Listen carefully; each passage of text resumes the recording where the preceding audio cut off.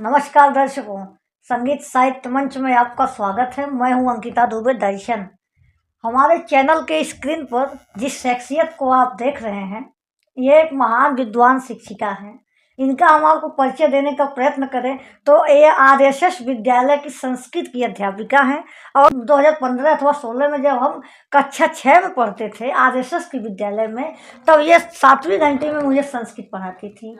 आज इतने सालों के पश्चात मुझे इनसे मिलने का सौभाग्य प्राप्त हुआ, तो सोचे आप लोगों के समक्ष इनको थोड़ा सा ले आए और इनसे जानने का प्रयत्न करें वर्तमान संस्कृत परिवेश कैसा है और समाज में संस्कृत की क्या संस्कृत की क्या भूमिका है, या क्या आज के समाज में संस्कृत की औपचारिकता है, अथवा ये कहें कि संस्कृत की आज के परिप्रेक्ष्य में क्या प्रासंगिकता है।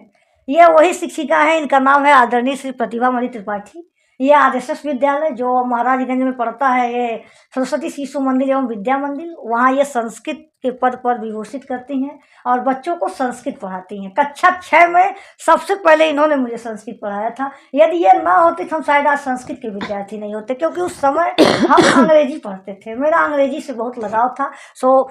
इनको हम लोग प्यार से दीदी जी कहते थे, क्योंकि आरएसएस में वही कहा जाता है। दर्शकों, ये है हमारी मैम श्री प्रतिभामणि त्रिपाठी जी।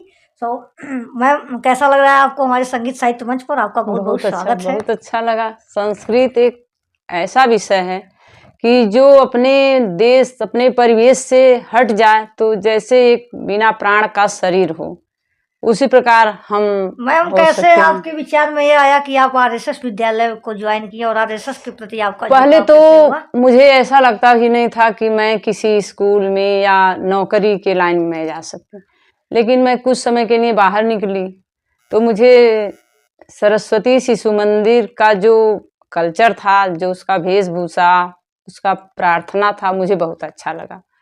तो आरएसएस से संबंधित चूंकि विद्यालय था और राष्ट्र नीति के निर्माण में महत्वपूर्ण भूमिका निभाता है। हाँ, और मेरे बच्चे भी उसी में पढ़ते थे, मेरे पतिदेव भी उसी में पढ़ाते थे, तो मुझे भी लगा कि जो मैं भी उसमें कुछ समय के लिए काम कर सकूं। यस, बहुत अच्छा आपका सोच है। और हमारे दर्शक जितने लोग देख रहे हैं उन समस्त महिलाओं के लिए आप एक प्रेरणा है कि आप रूढ़िवादी विचारधाराओं को ध्वस्त करके। तो मैं कभी कभी जाती थी स्कूल में, कभी कभी बच्चों के लिए लेकर के टिफिन जाती थी, तो वहाँ का जो प्रेयर था, जो वहाँ का वेशभूषा बाणी थी, वो मुझे बहुत अच्छा लगता था। अच्छा, तो मुझे भी मेरे अंदर कुछ ऐसा आया कि मैं भी कुछ शिक्षा के लाइन में चलूं, और स्कूल मुझे अच्छा नहीं लगा। हम आपके अपने दर्शकों को बताना चाहेंगे, यदि आप न होती तो आज हम भी संस्कृत के विद्यार्थी नहीं होते। आप थोड़ा स्मृति बताने का प्रयास करें, कैसे आप अंग्रेजी से हमको संस्कृत में लाई थी। जैसे ये स्टूडेंट ऐसी थी छात्रा कि 6 में आई, और मैं जब वहाँ ज्वाइनिंग की तो मुझे सीधे संस्कृत ही मिला पढ़ाने के लिए। तो ये बार बार इंग्लिश के ही बात करती रहती थी। जो एक इंग्लिश की टीचर थी, उनके आगे पीछे दौड़ना, तो मुझे कुछ अलग लगता था कि भाई टीचर के पीछे छात्र बार बार क्यों दौड़ना। सही है। तो एक दिन मुझे कुछ मान के चलिए ऊपर से कुछ गुस्सा आया कि तुम बैठो, और बैठी। और एक सुभाषित था, सुभाषित का अर्थ होता है कि सुंदर भाषा, सुभाषित यानी सु माने सुंदर और भाषित माने वाणी। तो मैं इसको पढ़ाई। वही जो सुभाषितान था, इसके जीवन को बदल दिया। जैसे होता है कि अंधेरे के बाद सूर्योदय उगना, तो इसके जीवन में वो सूर्योदय, आपके जीवन में वही जो सुभाषितानी था, वह एक लाइन है। मुझे स्मरण आ रहा है कि वो क्या है कि ऐसा लगा कि जैसे किसी ने हमारे संस्कार अनर्गल संस्कारों को हटाकर हमारे चित्त वृत्तियों को कोई सकारात्मक ऊर्जा की ओर प्रेरित कर दे, तभी से हम आध्यात्मिक की तरह जुड़े। हम रिकमेंड करेंगे अपने दर्शकों की ओर से कि वो सुभाषितानी थोड़ा संगीत के लय में गा कर आप सुनाएं। तो वही सुभाषितानी, मुझे क्या मालूम, मैं तो एक क्लास में 100, 80, 90 जितने छात्र हैं सबको पढ़ाती हूँ, और आज तक भी मैं केवल 8 तक 9 तक जो भी क्लास मिलता है मैं पढ़ाती हूँ। लेकिन उसी में से मुझे भी मालूम नहीं था कि छात्रा के अंदर वो सुभाषितानी ऐसा बीज बन के उग जाएगा कि आज मुझे ढूंढते ढूंढते ढूंढते ढूंढते आज तक मेरे पास पहुंची। मुझे अपार खुशी मिलती है कि मेरे वो सुभाषितानी एक छात्रा के जीवन में एक बीज बना, पौधा बन करके तैयार हो गया। अद्भुत विकास हुआ मेरा। तो मैं उस सुभाषितानी भाई अंकिता द्विवेदी का कहना है कि आप उस लाइन को थोड़ा लय में गा दीजिए। एकदम दर्शकों को तो थोड़ा भाई सुनाइए। दर्शक लोग अगर कुछ कमियां होगी तो देखिएगा, तो मैं उसको लय में बताती हूँ। यस यस, वही सुभाषितानी। निंदन्तु नीति निपुणा यदि वास्तुवन्तु लक्ष्मी समाविशतु गच्छतु आयतिष्ठम् अद्दैवामरणमस्तु युगान्तरे वा न्यायात् पथं प्रविचलन्ति पदम न धीरा। अर्थात कहने का मतलब कि जो अच्छे लोग होते हैं, जो अच्छा इंसान होता है, ज्ञानी लोग होते हैं, इधर उधर की बातों में नहीं जाते हैं, उनको कोई चिंता नहीं। कहने का तात्पर्य उन लोगों का सोच है कि चाहे मेरी कोई निंदा करे या प्रशंसा करे, चाहे लक्ष्मी मेरे घर आए या चली जाए, चाहे मृत्यु आज हो या जुगों के बाद हो, लेकिन जो उनका कर्तव्य होता है, जो उनकी लाइन होती है, वो अपने कर्तव्य से कभी विचलित नहीं होते हैं। यही सुभाषितानी इनके अंकिता द्विवेदी के मन में ऐसा बीज बन करके उगा कि जो आज कहाँ से कहाँ ये पहुंच रही हैं।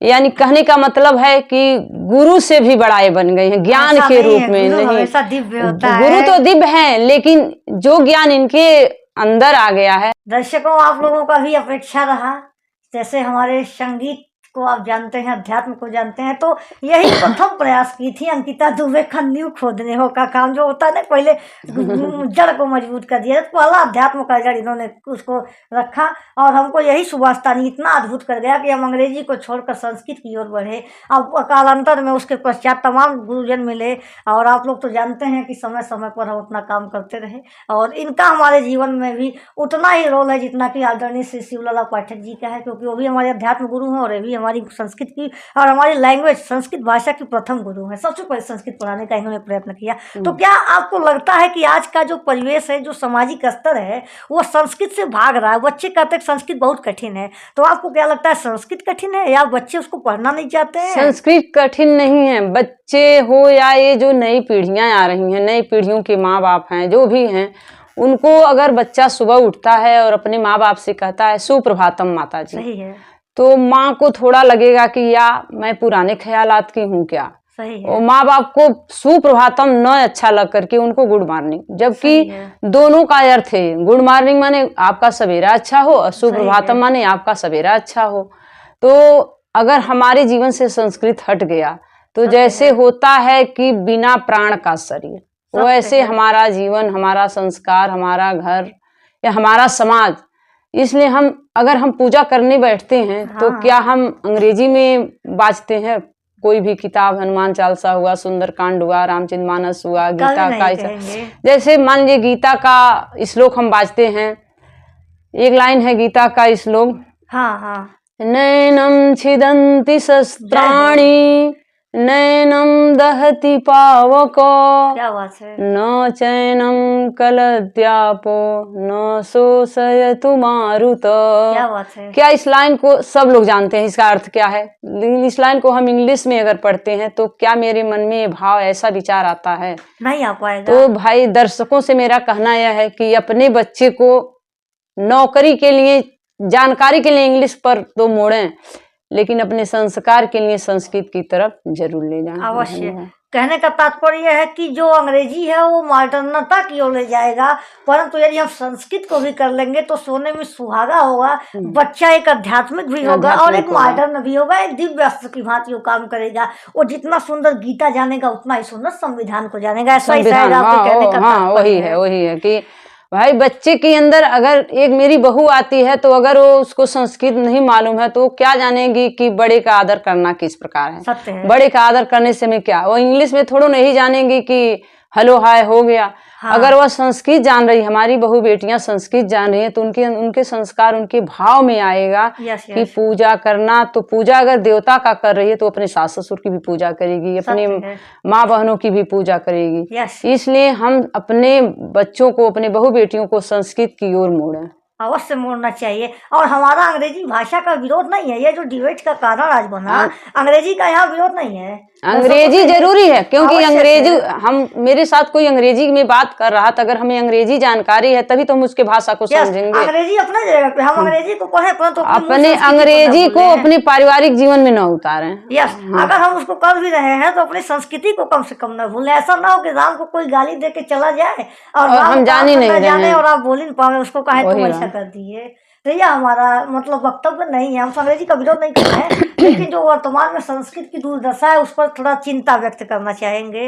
आपको क्या लगता है कि संस्कृत के अभाव में समाज की स्थिति क्या होगी? संस्कृत के भाव में अगर हम एक अपने लड़की को संस्कृति नाम रख देते हैं, माँ बाप रखते हैं कि जैसा यथा नामो तथा गुणो, अगर संस्कृति नाम रख देते हैं तो क्या संस्कृति नाम रखने से उसके अंदर संस्कृति आ सकती है? नहीं आ सकती है। कहा गया है संस्कृति संस्कृति बिना न शोभते। संस्कृति नाम रखने से वो संस्कृति नहीं, संस्कृतवान नहीं बनेगी जब तक हम उसके संस्कृत उसके माइंड में, उसके दिमाग में नहीं भरेंगे कि अपने बड़ों का प्रणाम करना है। कहा गया प्रातः काल उठ के रघुनाथा या मात पिता गुरु नाम ही माथा। अगर ये संस्कृत नहीं जानेगी तो क्या जानेगी कि सुबह उठ करके क्या बड़े का प्रणाम। जैसे हम संस्कृत जान रहे हैं तभी तो हम कहेंगे क्राग्रे वस्ते लक्ष्मी कर मध्य सरस्वती कर मूले तु गोविंद प्रभाते कर दर्शनम। तो हमारी जो लाइनें हैं उसको जब हम जानेंगे तब न होगा कि सुबह उठ करके हमें क्या क्या करना है। सही है। अगर हम संस्कृत जानेंगे नहीं तो हम अपने बच्चों को सिखाएंगे कैसे? अब बच्चे नहीं सीखेंगे तो हमारा परिवेश कैसा होगा? आप लोग दर्शक लोग सब लोग समझ सकते हैं। आज जो संस्कृत जीवन में एक फूल की तरह आता है, जैसे एक कली से फूल खिलता है, सत्य है। तो पूरे बागीचे को एकदम मनमोहक बना देता है। इसी के परिप्रेक्ष्य में एक और हमारा प्रश्न है। आरएसएस के संघ पर एक आरोप लगाया जाता है, चूंकि आप आरएसएस की शिक्षिका और हमारी भी प्रथम टीचर्स रही है संस्कृत की, हम भी आपका परम आभार व्यक्त करते हैं कि आप जैसे टीचर्स हमको मिले, आप जैसे गुरु का आशीर्वाद मिला। तो एक प्रश्न हम आपसे करना चाहेंगे दर्शकों की ओर से कि आरएसएस के संदर्भ में एक विरोध किया जाता है कि आरएसएस का जो बच्चा होता है वो राजनीतिक होता है, तो क्या आरएसएस में ऐसा कुछ धारणाएं बच्चों के बारे में सिखाई जाती है? आरएसएस में राजनीति तो एकदम दूर हटा दिया जाता है। क्या बात है? आरएसएस को इसलिए लोग समाज ये जानता है क्योंकि आरएसएस भगवान की तरफ बहुत तेज से भागता है। सही है। जैसे आरएसएस के स्कूल में आरएसएस वाले के सामने अगर थोड़ा भी राम के बारे में कुछ हुआ तो आरएसएस के लोग भड़क उठते हैं, क्योंकि राम ही हमारे जीवन का मूल आधार हैं। तो इसलिए आरएसएस को समाज ये कहेगा कि आरएसएस राजनीति सिखाता है। हाँ, समाज ऐसा करता आरएसएस कभी लगाता है। आरएसएस तो हमेशा ही सिखाता कि अपने संस्कृति को मत भूलो। सही है। अगर हमारा संस्कृति एक आरएसएस में है कि हमारे जो एक थे पहले हकीकत रहा कि उन्होंने माँ दुर्गे के चित्र को कोई उल्टा सीधा कहा। सही है। तो उन्होंने बलिदान हो गए, लेकिन माँ दुर्गे की कमेंट नहीं सह पाए। तो आरएसएस ये सिखाता है कि अपने धर्म को मत छोड़ो। इसलिए समाज ये जानता है कि आरएसएस राजनीति सिखाता है। अर्थात आपके कहने का तात्पर्य है कि जो आरएसएस पर आरोप लगता है वो निराधार है और आरएसएस बच्चों को अपने स्व संस्कृति से परिचित कराता है, साथ में साथ अंग्रेजी और टेक्नोलॉजी से युक्त विषय को भी वो बढ़ावा देता है और पढ़ाता है। तो दर्शकों, आप लोग जान गए कि आरएसएस जो है वो किसी प्रकार का भ्रामक संस्था नहीं है, वो भारत के संस्कृति को उद्दीप्त करने का एक प्रयत्न करता है। यही आपका शायद तात्पर्य है और यही रियल है। तो आपसे एक चीज हम रिकमेंड करना चाहेंगे, क्योंकि आप साहित्य की टीचर्स हैं, साहित्य की शिक्षिका नहीं है, तो साहित्य और संगीत एक दूसरे के पहलू है, तो कोई एक पारंपरिक गीत या भजन थोड़ा प्रस्तुत करिए हमारे दर्शकों के सामने। क्योंकि हम जब पढ़ते थे तो मुझे याद है आप सांस्कृतिक कार्यक्रम करती थी, आप अनुशासन प्रमुख प्लस क्या बोलते हैं कार्यक्रम प्रमुख भी हुआ करती थी जब हम पढ़ते थे, तो थोड़ा वो दर्शकों से मेरा कहना यह है कि हम भी एक स्त्री हैं। सत्य है। स्त्रियों में आदि अंत से एक ज्वलन जो होता है, ईर्ष्या जिसको कहते हैं, वो आज नहीं शुरू से अंत तक आया है। स्त्रियां के अंदर ये है कि दूसरे का बढ़ता हुआ बड़ाई नहीं बर्दाश्त कर पाते। उसी समय की एक गीत लाइन है, हाँ, वही सुनाइए कि एक समय अनसुईया जी का नाम आप लोग सुने हैं। हाँ हाँ, इसका जिक्र कि अनसुईया जी पति को ही सब कुछ मानती थी। Yes yes. एक समय जब ब्रह्मा विष्णु महेश तीनों रानियां थी, सरस्वती लक्ष्मी और पार्वती जी, उन लोगों के अंदर हुआ कि बार बार क्यों अनसुईया जी की बड़ाई होती है। सही है। इस बड़ाई को वो तीनों रानियां न सह करके अपने अपने पति से कहीं कि आप जाइए यस यस। और वो सतीव्रता नारी जो अनसुईया है पतिव्रता नारी, यस यस। उनके पतिव्रता को तोड़िए। हाँ हाँ। तो तीनों लोग साधु का भेष बनाते हैं और यस, अनसुईया के घर के लिए तैयार होते हैं। हाँ और पतिव्रता उनकी तोड़ने के भाव से जाते हैं, इसलिए कहा गया ईर्षा सबसे बड़ा एक। हाँ हाँ, रामधारी सिंह दिनकर भी लिखे ईर्ष्या तून गई मेरे मन से। रामधारी दिनकर, ईर्षा का बीज अगर मेरे अंदर पनप गया तो वो निकलता नहीं है। अगर बीज बोइए तो उसको कुदार फावड़े से खन कर आप निकाल सकते हैं, लेकिन हृदय के अंदर आया तो ईर्ष्या कभी निकलता नहीं है। तो इसलिए ईर्ष्या नहीं, तो वो तीनों साधु का रूप बना करके जाते हैं अनसुईया का पतिव्रता तोड़ने। उसी परिप्रेक्ष्य में हम एक भजन 2 लाइन का है। ब्रह्मा विष्णु शंकर चलन सत्य तोड़ानवा, अनसुईया के भवानवा। ब्रह्मा विष्णु शंकर चलन सत्य तोड़ानवा, अनसुईया के भवानवा। तीनों साधु रूप बनाई, पहुँच अनसुईया घर जाई। तीनों साधु रूप बनाई, पहुँच अनसुईया घर जाई। कहले भोजन करा दानंगे तन बदानवा, अनसुईया के भवानवा। कहले भोजन करा दानंगे तन बदानवा, अनसुईया के भवानवा। सत्य का कामांड उठाई, भर के गंगा जल ले आई। सत्य का कामांड उठाई, भर के गंगा जल ले आई।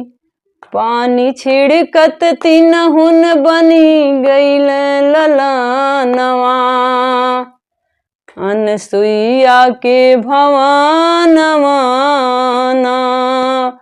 पानी पड़त तिनहुन बन गईल ललनवा, अनसुईया के भवानवा। बालू भरा कमंडल लाई, सत से हलवा दिया बनाई। बालू भरा कमंडल लाई, सत से हलवा दिया बनाई। जांघे पर बैठा के करावे लगली भोजनवा, अनसुईया के भवानवा। जांघे पर बैठा के करावे लगली भोजनवा, अनसुईया के भवानवा। तीनों रानी गई घबराई, पहुँची अनसुईया घर जाई। तीनों रानी गई घबराई, पहुँची अनसुईया घर जाई। कहली दे दा मोर सजनवा, अनसुईया के भवानवा। कहली दे दा मोर सजनवा, अनसुईया के भवानवा। अद्भुत अद्भुत संगीत आपको सुनकर ऐसा प्रतीत हो रहा है कि वास्तव में संगीत और साहित्य दोनों आपके अंतरात्मा में समाया हुआ विषय है, बहुत दिव्य। ऐसा आपको सब प्रतीत वही हो रहा है मेरे कि नारायण अद्भुत बजरंग बली की कृपा है, मैं कुछ नहीं करती हूँ। इसीलिए आरएसएस वही के मेरे विषय में गदाधारी हैं जो इसीलिए आरएसएस के विषय में कहा जाता है कि आरएसएस एक ऐसी संस्था है जो बच्चों को राष्ट्र निर्माण के मैं लिए सब कुछ श्रेय आगे अपने बढ़ाता है। नारायण बजरंग बली पवन कुमार और हनुमान जी शिक्षक को के देना गोद में चाहती हूँ। प्रलय और प्रभव दोनों ही खेलता हाँ, है। आचार्य चाणक्य कहे हैं एक शिक्षक ऐसा होता है कि जो उत्थान और प्रलय का दोनों का मुझे एक जन्मदाता है। स्मृति याद आ रहा है, जब हम 6 में पढ़ते थे पीछे बैठते थे, तो आप कहीं अंकिता आगे बैठो, हम कहे हमको ना पीछे में देखना है ना आगे में बैठ देखना, जब हमको दिखाई देता है ब्लैक बोर्ड पे हमको देखना, ये क्या मतलब है? तो आप हमको जबरदस्ती आगे बैठाई, कहीं सुन तो सकती हो देख नहीं सकती हो। तो देखो अंकिता, एक लाइन लिखे हैं महाराजा रत्नदेव जी, सही है। सद्यम हृदयम यस्य भासितम सत्यभूषितम जय हो, और काया पर हित यस्य कलितस्य करोति की। जय हो। कि वो तुम्हारे अंदर मैं देखती हूँ सही है, कि जिसका हृदय सत्य बोलने वाला होता है, सही है, हृदय साफ होता है, सही उसका है, काल भी कुछ बिगाड़ नहीं सकता। सत्य है, काल भी अगर उसके सामने आता है वो भी मुड़ ये करके चला सत्य जाता है। है। इसलिए हमें हमेशा संस्कृत की ओर बढ़ना चाहिए, संस्कृत का सम्मान करना चाहिए। और जो इंग्लिश भाषा है वो मेरी नौकरी के लिए, ये वो एक टेक्नोलॉजी विषय है, आपको डेवलप करा उसकी सकता भी है। जानकारी मुझे होनी चाहिए, नहीं कि यस, संस्कृत की जानकारी है तो मैं बाकी विषय को छोड़ दूं। नहीं, ऐसा होना चाहिए कि आपके हाथ में संविधान हो तो एक हाथ में गीता भी हो, एक हाथ में अंग्रेजी हो, दूसरे में संस्कृत भी हो। आपको उससे मिल करके बहुत अच्छा हमको लगा। और क्या बताएं, कक्षा 6 में हम पढ़ते थे तभी से लेकर आज तक मन में एक स्वप्न था कि आपसे मिलेंगे। आप हमारे दर्शकों को एक लास्ट मैसेज या लास्ट संदेश क्या देना चाहेंगे आज के परिप्रेक्ष्य में? अब दर्शकों को मैं यही संदेश देना चाहती हूँ कि भाई अपनी संस्कृति न भूलें। यस, क्योंकि अपने बच्चों को जो भी टेक्नोलॉजी, इंग्लिश, जो भी भाषाएं पढ़ाएं, लेकिन एक संस्कृति, एक किनारा का एक है ना, शरीर का एक कोना, उस कोने में और कुछ विषय न डालें, केवल संस्कृति डालें, क्योंकि संस्कृति ही संस्कार है। अगर संस्कृति नहीं है तो निर्जीव बनने से कोई फायदा नहीं। तो हम दर्शकों से मेरा यही अनुरोध है कि अपने बच्चे को संस्कृति और संस्कृत दोनों सिखाएं। जय हो।